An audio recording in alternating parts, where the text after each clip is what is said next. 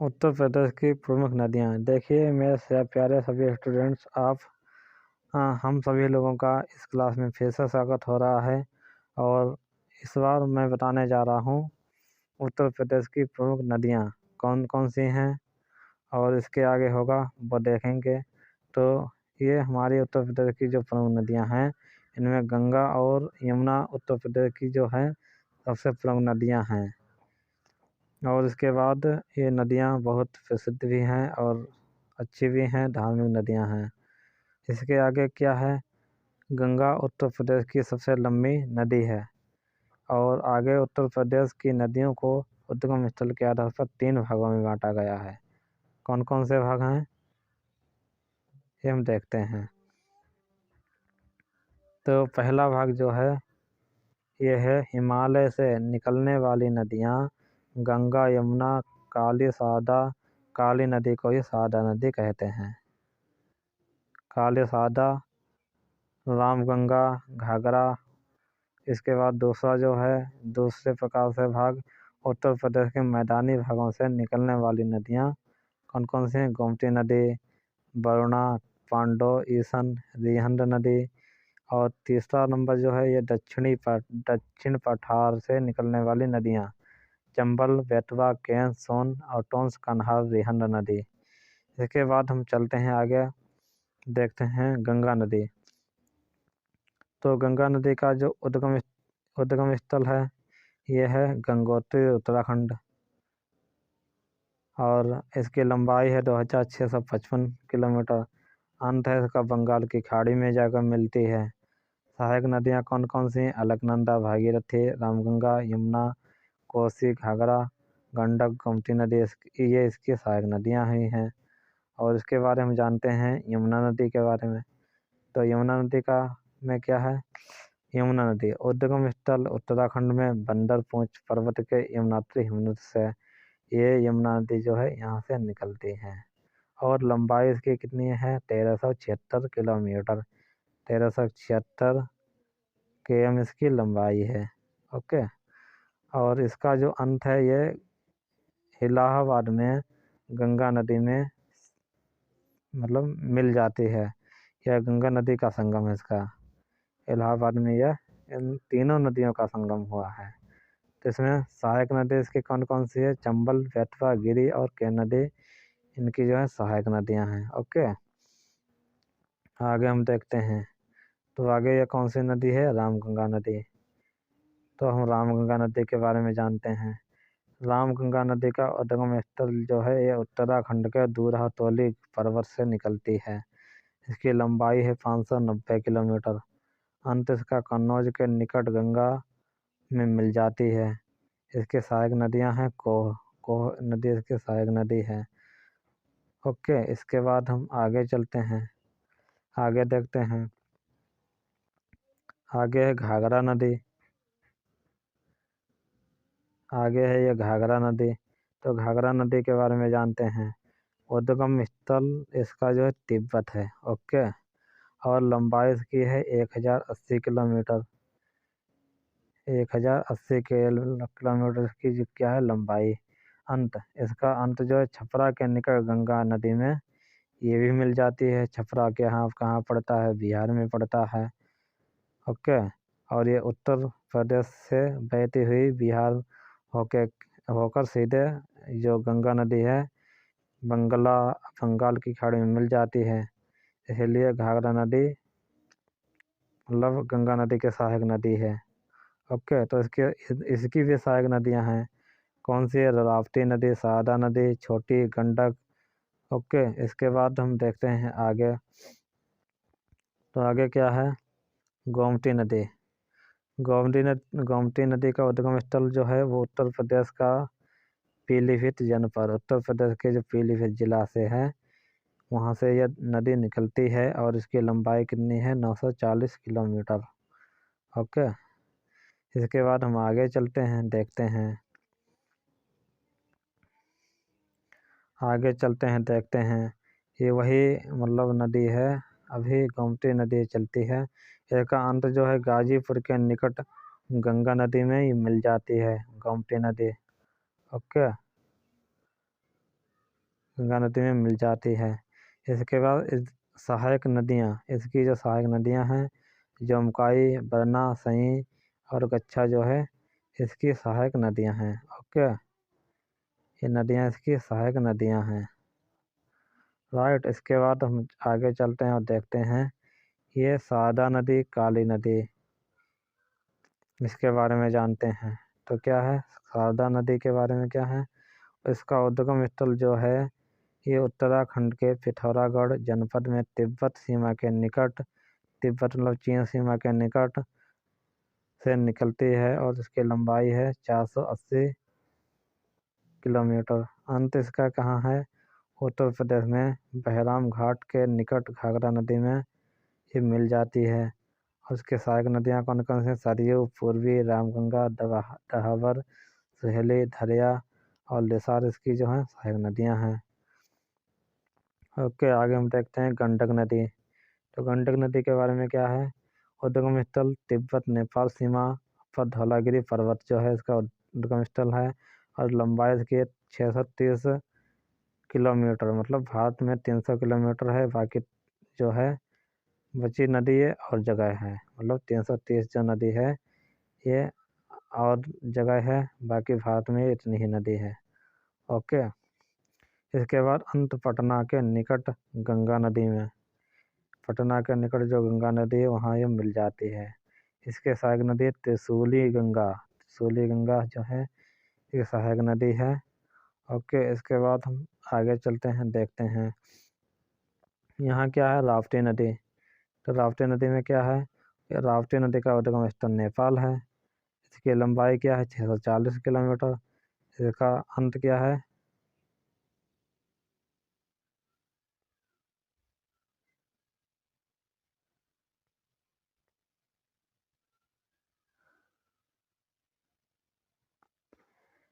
इसका अंत क्या है, बारहस के निकट घाघरा नदी में, और ये बारहस के निकट घाघरा नदी में जाके मिल जाती है। ओके, आगे हम चलते हैं, देखते हैं चंबल नदी। ये चंबल नदी कौन सी है, देखते हैं इसके बारे में। क्या चंबल नदी, और इसका उद्गम स्थल है मध्य प्रदेश। ओके, समझ में आ रहा है। और लंबाई इसकी जो है वो 966 किलोमीटर है। अंत इसका है इटावा के पास यमुना नदी में। सहायक नदियाँ पार्वती नदी, ओके, नवाज, बनास, छिप्रा, दूधी नदी इसकी हैं सहायक नदियाँ। और हम आगे चलते हैं, अब देखते हैं आगे क्या है, बेतवा नदी। तो बेतवा नदी ये हमारी आ रही है, उद्गम स्थल इसका है मध्य प्रदेश। राइट, और लंबाई इसकी जो है ये 640 किलोमीटर है। और अंत जो है हमीरपुर के पास यमुना नदी में। सहायक नदियाँ इसकी धनास नदी। इन नदियों की जो सहायक नदियाँ है ये है धनास नदी। ओके, धनास नदी।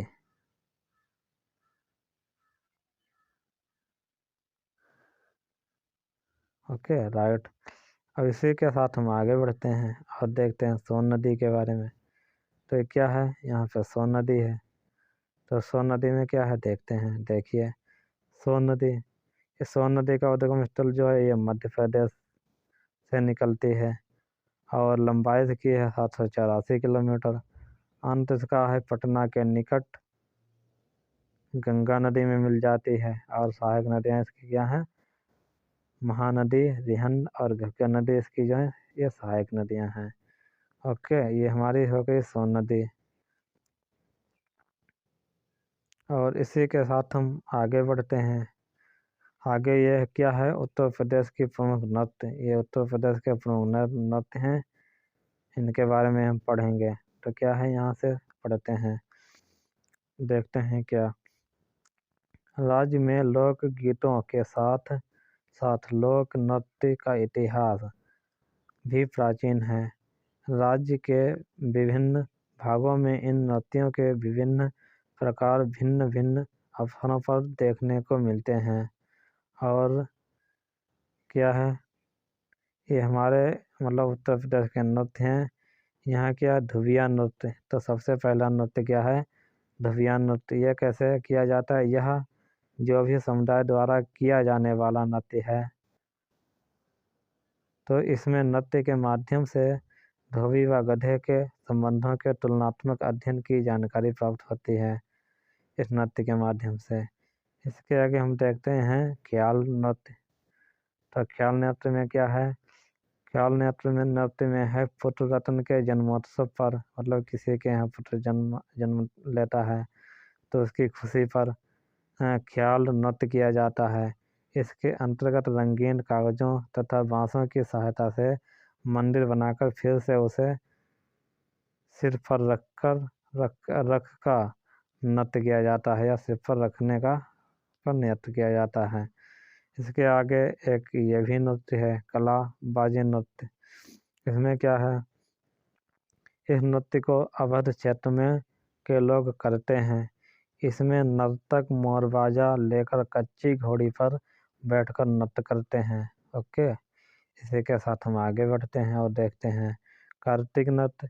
तो इसमें क्या है, यह बुंदेलखंड क्षेत्र में कार्तिक माह में नर्तकों द्वारा श्री कृष्ण तथा गोपी बनकर किया जाने वाला नृत्य है, नर्तकों द्वारा किया जाता है, राइट।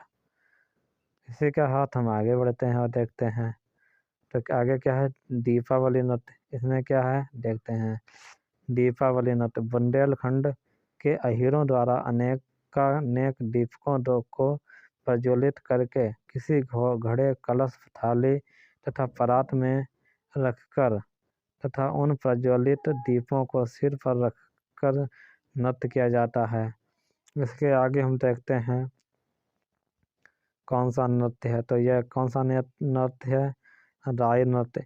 यह नृत्य बुंदेलखंड की महिलाओं द्वारा किया जाता है। यहाँ की महिलाएं इस नृत्य को विशेषतः श्री कृष्ण जन्माष्टमी के अवसर पर करती हैं। इसको म्यूर की भांति किया जाता है, इसलिए यह म्यूर नृत्य भी कहलाता है, राइट। इसी के साथ हम आगे बढ़ते हैं और कौन सा नृत्य देखते हैं, पाई डंडा नृत्य। यह कौन सा है, पाई डंडा नृत्य बुंदेलखंड इलाके के अहीरों द्वारा छोटे छोटे डंडे लेकर गुजरात के डांडिया नृत्य के समान यह नृत्य किया जाता है, राइट। इसके आगे हम देखते हैं और यह कौन सा नृत्य है, यह है देवी नृत्य। यह नृत्य अधिकांश बुंदेलखंड क्षेत्र के लोग में प्रचलित है। इस लोक नृत्य में एक नर्तक देवी का स्वरूप धरकर अन्य नर्तकों के सामने खड़ा रहता है तथा उसके सम्मुख सभी नृत्य करते हैं। और आगे क्या है, ये कौन सा नृत्य है, नटवरी नृत्य। इसमें हम क्या सीखेंगे, नटवरी नृत्य। यह नृत्य प्रदेश के पूर्वांचल क्षेत्र के अहीरों द्वारा किया जाता है। यह नृत्य की गीत व नक्कारे के सुरों पर किया जाता है, राइट। इसके आगे ये कौन सा नृत्य है, छपेली नृत्य। इसमें क्या है, एक हाथ में रुमाल तथा दूसरे हाथ में दर्पण लेकर किए जाने वाला इस नृत्य में आध्यात्मिक समुन्नति की कामना की जाती है। और आगे क्या है, ये छोलिया नृत्य। छोलिया नृत्य के बारे में हम जानते हैं, तो क्या है छोलिया नृत्य। राजपूतों द्वारा यह नृत्य विवाह उत्सव पर किया जाता है। इस नृत्य को करते समय एक हाथ में तलवार तथा दूसरे में ढाल होती है। और आगे हम देखते हैं कौन सा नृत्य है, यह है चरकुला नृत्य। इसके बारे में जानते हैं, चरकुला नृत्य क्या होता है। ब्रजवासियों द्वारा किए जाने वाले इस घड़ा नृत्य में बैलगाड़ी अथवा रथ के पहिए पर अनेक घड़े रखे जाते हैं, फिर उसे सिर पर रखकर नृत्य किया जाता है। ओके, इसके बाद हम पढ़ते हैं आगे क्या, धुरिया नृत्य। बुंदेलखंड के प्रजापति कुम्हार लोग इस नृत्य को स्त्री वेश धारण करके करते हैं, सही। और आगे क्या है, कौन सा नृत्य है, आगे है ये पासी नृत्य। इसमें क्या देखते हैं पासी नृत्य। पासी जाति के लोग द्वारा यह नृत्य किया जाता है। इस नृत्य में 7 अलग अलग मुद्राओं की एक गति तथा एक ही लय में युद्ध की भांति नृत्य किया जाता है। ओके, जिसके साथ हम आगे बढ़ते हैं, देखते हैं। और आगे क्या है, ये सेरा नृत्य। यह नृत्य जो है, यह नृत्य बुंदेलखंड वासी कृषक अपनी फसलों को काटते समय हर्षोल्लास प्रकट करने के उद्देश्य से करते हैं। राइट, इसी के साथ हम आगे बढ़ते हैं, देखते हैं आगे क्या है, धीवर नृत्य। इसमें क्या है, यह नृत्य अनेक शुभ अवसरों पर विशेष रूप से कहर जाति के लोग द्वारा किया जाता है। राइट, और आगे हम बढ़ते हैं, कौन सा नृत्य है, आगे यह है जोगिनी नृत्य। इसमें क्या है, इस नृत्य को विशेष कर रामनवमी के त्यौहार पर हर्षोल्लास के साथ किया जाता है। इसके अंतर्गत कुछ पुरुष महिलाओं का रूप धारण करके साधुओं के रूप में नृत्य करते हैं। और आगे हम देखते हैं ये कौन सा नृत्य है, आगे यह है धोबिया नृत्य। धोबिया नृत्य, धोबिया नृत्य, यह नृत्य मांगलिक शुभ अवसरों पर किया जाता है। इसमें एक नर्तक अन्य नर्तकों के घेरे के अंदर कच्ची घोड़ी पर बैठकर नृत्य करते हैं। और ये है नृत्य परंपरा से संबंधित तथ्य कौन कौन से हैं, देखिए। तो पहला तथ्य हमारा क्या हुआ, लोग नृत्य नटवरी में नर्तक कुश्ती लड़ते हैं, कबड्डी खेलते हैं तथा चिड़ियों जैसा व्यवहार करते हैं। राइट, और इसके आगे क्या करते हैं हम, देखते हैं कर्मा लोक नृत्य। इसमें क्या है, कर्मा लोक नृत्य के अंतर्गत नर्तक खुद कटे हुए वृक्षों से पत्तियां तथा डालियां काटकर पुजारी को लाकर देते हैं तथा नृत्य करते हुए इन वृक्षों की पत्तियां तथा शाखाएं शराब के साथ नर्तकों द्वारा चढ़ाई जाती हैं। आगे क्या है, आगे है डोम जाति के प्रति आदर प्रदर्शित करते हेतु धासिया तथा गोंड जनजातियां के नर्तक डोमकच नृत्य करते हैं। मिर्जापुर के कर्क रही नृत्य में पुरुष उछल कूद तथा कलाबाजी का प्रदर्शन